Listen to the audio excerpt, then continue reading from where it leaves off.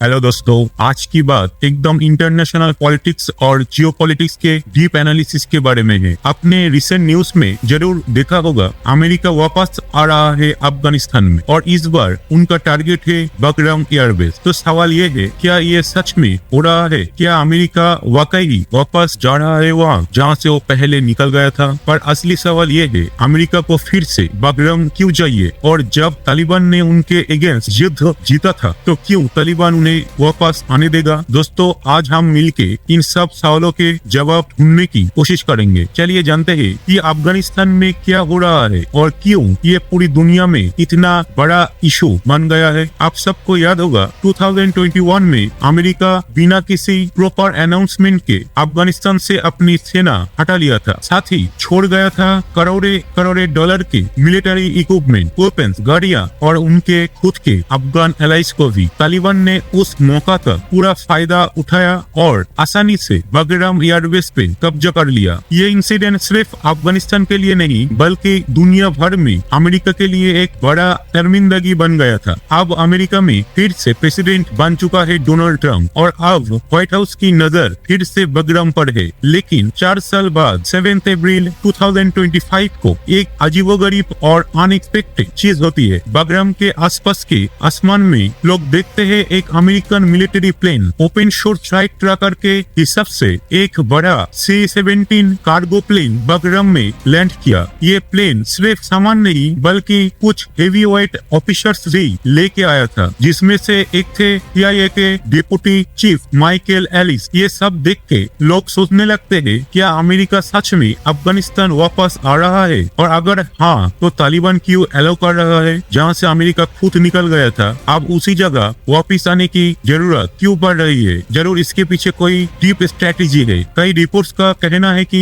Taliban secretly allow कर रहा है अमेरिका को बकराम बेस यूज करने, क्योंकि अगर वो ना मानते तो ये प्लेन लैंड नहीं कर पाता। लेकिन तालिबान ने इस बात को प्रोपेगेंडा कह के डिनाई कर दिया। उनका कहना है कि बेस का फुल कंट्रोल अब भी उनके पास ही है। दूसरी तरफ ट्रम्प के वापस आने से व्हाइट हाउस की पॉलिसी में भी काफी चेंजेस आए हैं। लगता है उनका एडमिन अफगानिस्तान में वापस इन्फ्लुएंस बनाना चाहता है, लेकिन अगर तालिबान के साथ टाई अप ना हो तो ये काम इजी नहीं होगा। इसलिए कई लोग मानते हैं कि दोनों के बीच में कोई सीक्रेट डील हुआ हो सकता है। अब खुद ट्रम्प ने भी बोला था, हम बकराम बेस को रखना चाहते थे अफगानिस्तान के लिए नहीं बल्कि चाइना के लिए, क्योंकि बकराम से चाइना की न्यूक्लियर मिसाइल बनाने की जगह सिर्फ 1 घंटे की दूरी पर है। हम चाहते थे वहाँ एक छोटी सी फोर्सेस रहे। बकराम दुनिया की सबसे बड़े एयरबेसेस में से एक था और अब सोचो वहाँ कौन बैठा है? चाइना। तो क्या यही एकमात्र कारण है या अमेरिका के पास और भी कोई स्ट्रेटेजी है? चलिए जानते हैं। We're going to keep Bagram, the big Air Force base, which is 1 hour away from where China makes its nuclear weapon. That's what they do. They make their nuclear missiles in 1 hour away from Bagram. And I said, you can't give up Bagram. They gave up Bagram, and right now China occupies Bagram. So sad, so crazy. One of the biggest air bases in the world. Trump कह रहे हैं कि बकराम airbase एक बहुत ही strategic जगह, क्योंकि ये China की न्यूक्लियर मिसाइल बेस के बहुत करीब है। उनका क्लेम है कि अब ये बेस चाइना के कंट्रोल में चला गया है। हालांकि चाइना वह सच में है या नहीं ये कंफर्म नहीं है, पर ये क्लियर है कि बकराम बेस का इम्पोर्टेंस अभी भी काफी ज्यादा है। अब जरा देखते हैं बकराम एयरबेस का लोकेशन ऐसा क्या खास है जो अमेरिका के लिए इतने इम्पोर्टेंट है। मैप पे देखो तो बकराम एयरबेस अफगानिस्तान के काबुल के जस्ट नॉर्थ में है। इस बेस में है 2 ह्यूज रनवे और 100 तक मिलिट्री एयरक्राफ्ट रखने की जगह भी है। एक टाइम पे ये बेस अमेरिका और नेटो फोर्सेस का सबसे इम्पोर्टेंट बेस था। यही से तालिबान और दूसरे टेररिस्ट ग्रुप के अगेंस्ट एयर स्ट्राइक चलाया जाता था। और सबसे इम्पोर्टेंट बात, ये बेस से चाइना का शिंजियान क्षेत्र बहुत पास है, जहां चाइना के न्यूक्लियर मिसाइल फैसिलिटी से बकराम से शिंजियान तक फ्लाइट से सिर्फ 1 घंटा लगता है। तो यही से चाइना पे नजर रखना काफी इजी हो जाता है। सिर्फ चाइना ही नहीं, ईरान भी ट्रम्प के रेडर पे है। मैप से देखा जाए तो बकराम से ईरान की डिस्टेंस है लगभग 600 माइल्स यानी 960 किलोमीटर। तो बकराम बेस से ईरान पे सर्वेलियंस या मॉनिटरिंग भी आसानी से हो सकती है, स्पेशली उनके न्यूक्लियर प्रोग्राम के ऊपर। ऐसे में अगर अमेरिका बगरम में होता है तो उनके फाइटर जेट्स ईरान के बिल्कुल करीब होते हैं, इसलिए अमेरिका डिस्पैरेटली वापस आना चाहता है और इससे चाइना और ईरान दोनों को एक साथ मैसेज मिलता है, यानी ट्रम्प एक ही चाल में दो लक्ष्यों पर निशाना साध रहे हैं और उस चाल का नाम भी बगरम। लेकिन सवाल उठता है, तालिबान क्या करेगा? उन्होंने तो एक युद्ध में अमेरिका को खदेड़ दिया, अपना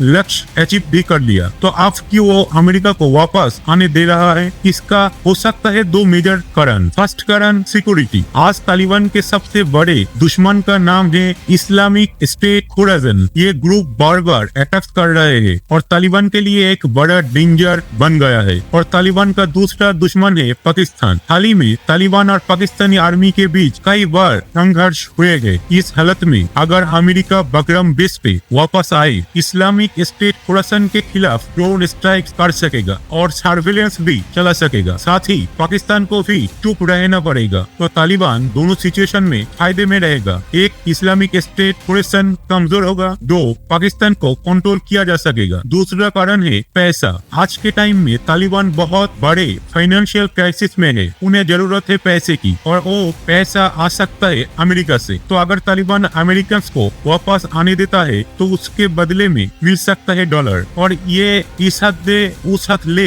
अब शुरू भी हो चुका है। पिछले महीने में तालिबान ने एक अमेरिकन सिटीजन को रिलीज किया और ये 2025 में चौथी बार ऐसा हुआ। इसके बदले में अमेरिका ने भी कुछ बड़ा किया। उन्होंने तालिबान के टॉप लीडर्स के ऊपर जो बड़े इनाम लगा रखा था वो हटा लिया, जैसे सिराजुद्दीन हक्कानी, जिसने एक टाइम पे अमेरिका के खिलाफ बड़े बड़े अटैक प्लान किए थे और जो FBI के मोस्ट वांटेड लिस्ट में था। उसका सर पे $10 मिलियन का इनाम था, अब वो इनाम हटा दिया गया है। ये अमेरिका की पॉलिसी में एक ह्यूज शिफ्ट दिखाता है। इसके अलावा अमेरिका फिर से अफगानिस्तान में कॉन्सुलर सर्विस अर्थात वीजा और एम्बेसी का काम स्टार्ट करना चाहता है। इस टॉपिक पे दोनों तरफ से रेगुलर डिप्लोमेटिक बातें जो रही है और तालिबान भी पॉजिटिव रिस्पांस दे रहा है। जो डिस्कशन हो रहे हैं उनमें इंक्लूड है दो देशों के बीच रिलेशन का फ्यूचर, जेल में बंद लोगों को छोड़ने का मामला और अफगान लोगों के लिए अमेरिका में वीजा या एम्बेसी सर्विसेज स्टार्ट करने का प्लान। अफगानिस्तान के फॉरेन मिनिस्टर ने क्लियरली बोला है जो भी प्रॉब्लम्स है उनका सॉल्यूशन सिर्फ बैठ के बात करने से हो सकता है, और कुछ एरियाज में तो दोनों ऑलरेडी प्रोग्रेस भी कर चुके हैं। अब सवाल ये है आगे क्या होगा? क्या अमेरिका ने बगरम बेस वापस ले लिया है? अभी तक सब कुछ सिर्फ रिपोर्ट्स के फॉर्म में है, लेकिन अगर ट्रम्प ने पहले से कोई सीक्रेट डील कर लिया हो तो हैरानी की बात नहीं होगी। क्या ये एक रणनीतिक मास्टर स्ट्रोक होगा या ये एक और भयंकर गलती है? दोस्तों, आपका क्या ओपिनियन है नीचे कमेंट में जरूर लिखो। अगर आपको ये एनालिसिस इंटरेस्टिंग लगा हो तो लाइक करो, शेयर करो और हाँ, सब्सक्राइब करना मत भूलना, क्योंकि आपका एक सब्सक्राइब ही हमें और मोटिवेटेड करता है ऐसे ही कंटेंट बनाने के लिए। Thank you. मिलते हैं अगले वीडियो में एक नए टॉपिक के साथ।